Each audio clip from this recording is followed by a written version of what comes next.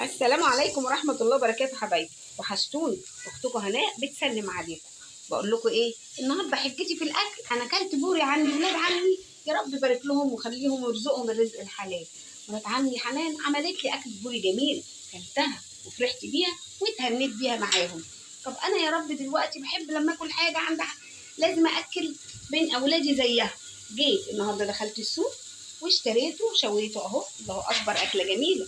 وعملت الرز دفيته وحننته اهو، وادي البرايه الجميله اللي هتنزل، وعملت له الدقه الجميله. فتح البيت يا ولاد مش شرط صاحبه يكون عايش او ميت.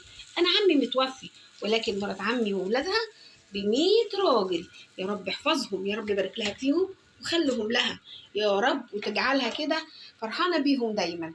يخلي لكم ولادكم، خلي لكم حبايبكم وتفرحوا بيهم. حبايبي وحبايب حبايبي، كل سنه وانتم طيبين. كانت معاكم اختكم هناء ابراهيم، والسلام عليكم ورحمه الله وبركاته.